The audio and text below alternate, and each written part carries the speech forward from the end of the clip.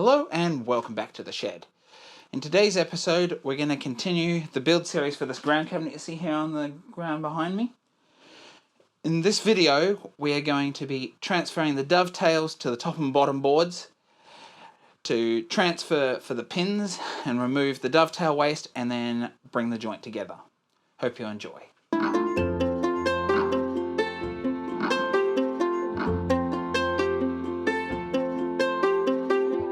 Now that I have removed all of the pin material, we're left with our dovetails on the end of both these sideboards. We now need to transfer these tails to the top and bottom so we can cut out the tail material for the pins. Now, since these are blind dovetails, they're not going right the way through the material, so there's very little that can be done with the saw, and most of it is chisel work. Some people suggest that you cut under below the baseline. I don't think it's worthwhile doing that. I think you might as well just spend the extra bit of time using the chisel. So what I've done here, because I've got this board here, top and bottom, that are 1.8 meters, and it's too long for me to sit it in the face vise because it'd be all the way up here trying to transfer, I've come up with a solution. So what I've got here is I've got this hanging off here, and I've got these two angle clamps here, and I've got the bottom base line lined up with the bottom of the piece of the top board here. So now what I'm going to do is get the marking knife and transcribe, and I'll do that for all of them before I lie these top pieces down and start working on removing the material. It's not ideal, but when you're working in a small space you've just got to make do with what you've got. So that's what I'm going to do here. And it's literally a matter of marking across the top of the board and marking down to the pins, making sure you get a nice deep transfer on there and that you get it right through, and then we can work on removing the waste. Another thing you have to bear in mind is the marking knife you're using now. This one's got a double bevel. If you're using a single bevel, put it flat in there and do it. If you're using a double beveled knife like I am here, you just have to make sure that you angle the knife over enough to allow for the bevel, so it's the bevel that's sitting flat as you're marking. So like that, you'll just angle it over.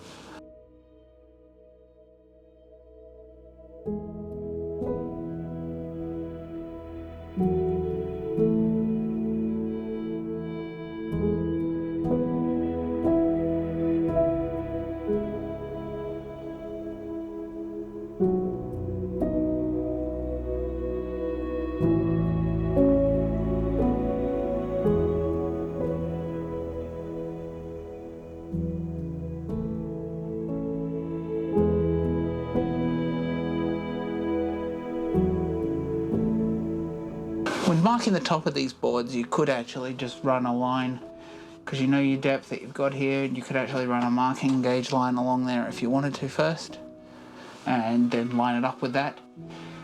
I prefer to put it on there in case there's any indiscrepancies, and then mark it with your knife when you're marking your actual dovetails on there. So now that I've marked those, we have to mark the depth that we're going to come in, so that's going to be the thickness of our side piece. So what I'm going to do is lift it up here, line it up, line it right up with the edge here,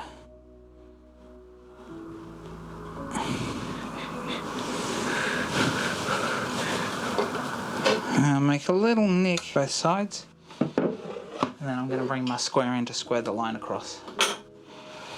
Now in this case you could go 1 millimeter or so over, so you've got some material to remove to smooth it off afterwards. You don't have to. Run from these little marks here, line right up to it, just strike a square line. So now you can see I've just run these lines here in, we'll run the base line, and we have our dovetails marked on the front here. So this process is a little more involved than a standard dovetail. So it involves us sawing from this top line through to the base line and down to the line here. Once that's done, we'll do another couple of saw cuts through the middle to make the waste easier to remove, and then we'll chisel it out and slowly work back to our lines. So we'll come in here and saw just on the inside of our line.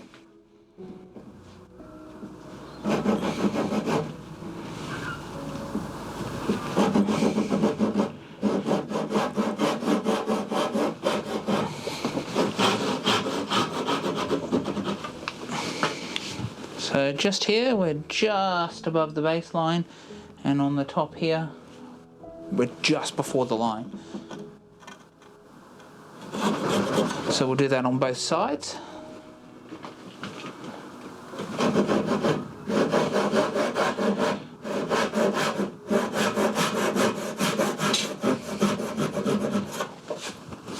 And then we'll do a couple more.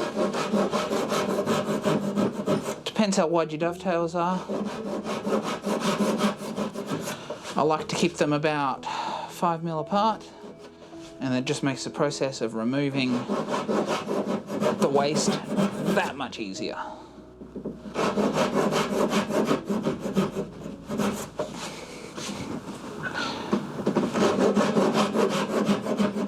And if you're just beginning, this process is also really great for just practicing saw cutting. I recommend using a chisel that's not too wide for this, just makes it a little bit easier. So we start on the edge here and just start to remove the waste first.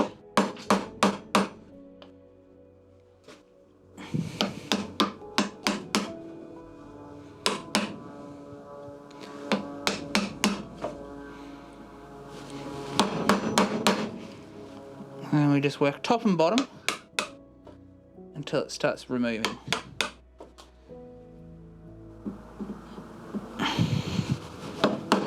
I also recommend just putting a couple of cuts at the back there to stop it chipping off right to the baseline and lifting everything.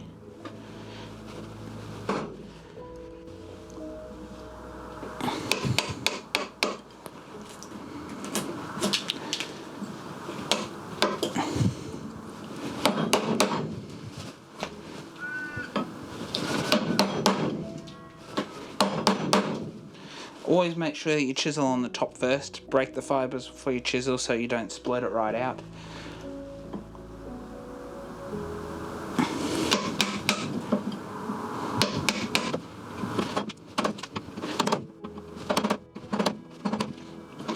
The closer you get down to the base,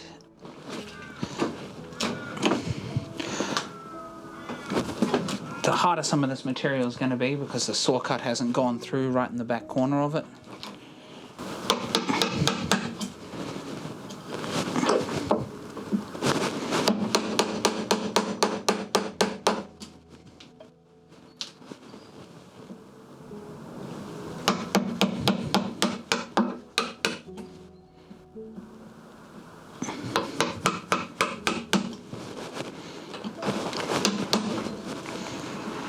It's literally just a process of taking your time, don't rush it, and getting it right, and slowly moving back to your lines. To get right in these back corners, I sometimes find a smaller chisel is very useful. So now that I'm down on that baseline there, it's a matter of just cleaning up the sides down here. Leave a little bit of waste on the bottom as you're paring the sides so you don't dig into the timber further than you need to if you're chiseling the sides down.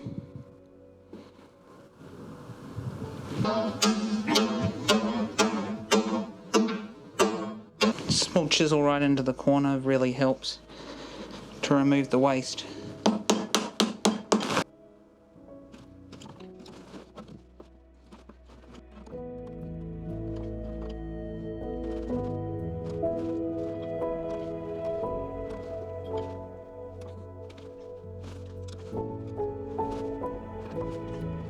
And now what I do is come in, pare and clean out the bottom until we've got it all nice and smooth, and then we move on to the next dovetail. Once we've got them all removed, we can then try to fit them and make any adjustments that may be required.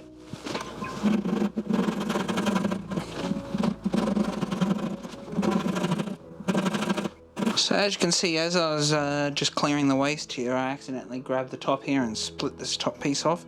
It's a good chance because I'll show you how I fix this right now. We just lift it up. It's already attached there, so just keep it attached, and we just run a bit of super glue in here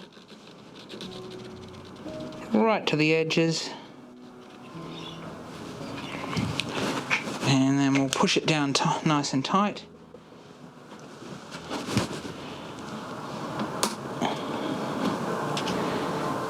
And wait for that to set. If you have activator, you can push it down and then use some activator. I don't, so I'm just going to push this down nice and tight.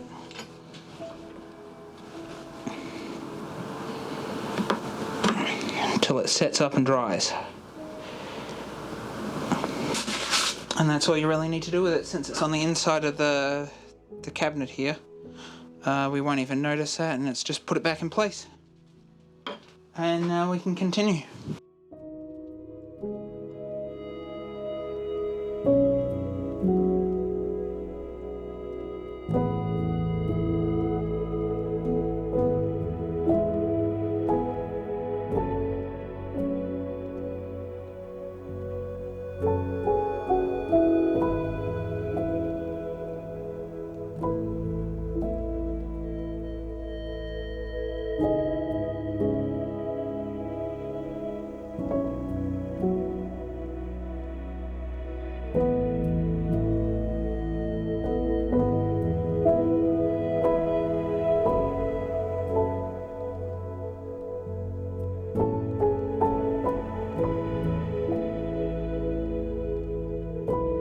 So now that I've got that cut, I've just placed the side piece in here. Now, this first one here is going in fine, and then you look along there, and with the light above I can see where there's a few gaps where I've accidentally undercut the top line here, and I can also see where it's catching on the side of the dovetail and where it won't push in. So for instance, on this one here, I've got to take a little bit more material off that side and off the inside of the pin there. This one I've got to take a little bit of material off the bottom of that pin and the side of this pin. So what you do is fit it in there, bring it out. You can look for a few compression marks on the pins, on the tails as well. And then you proceed to remove the required material.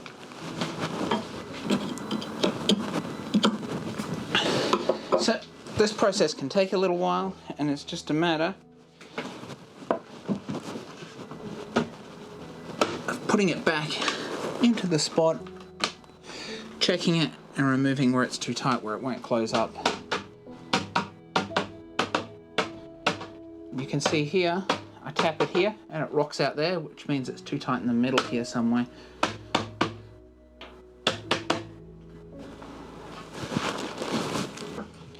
So you can work on one pin at a time until you get it to fit.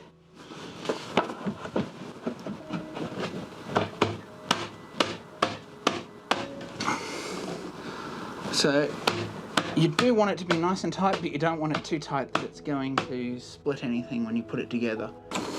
Just make sure there's no material in the way when you go to knock it together. Looks like it might be going together. And because I'm working with pine, it will all compress slightly. But just take it easy and make sure that it's not going to be too tight.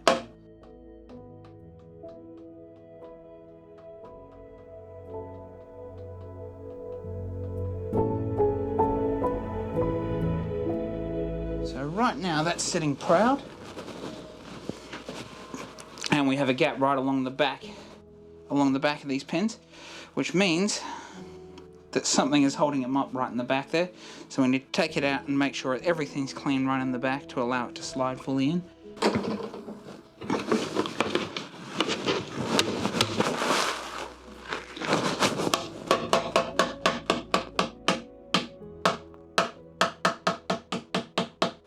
Now I think the reason this is not coming fully together tight is that there is an ever so slight bow in this board.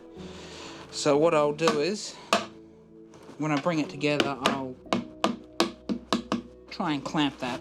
Now you can see that there are a few gaps here and there. Probably means that these baselines need to be cut a little bit deeper here, so we can bring the whole thing down a touch.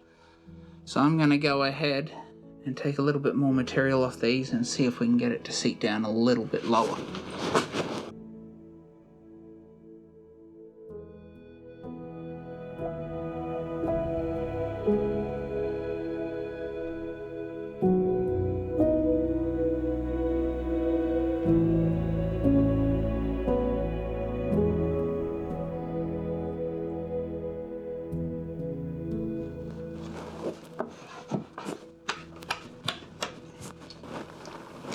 And there are a few gaps here and there. They're not particularly noticeable, and any of the big gaps like the one just here, you can actually cut a little sliver off and actually glue it in there and just fill the gap. We're going to move on to putting a groove in the back to receive the back panel. Thank you for watching. I hope you enjoyed the video, and now you have a better understanding of any of the little nuances related to creating and using a dovetail joint. If you like what you saw in this video and would like to support me and allow me to continue making these great videos for you, please consider liking and subscribing and checking out my Facebook and Instagram pages. I also encourage you, if you have any questions related to the content in any of my videos, please leave it in the comments below and I'll try to get back to you. Thank you.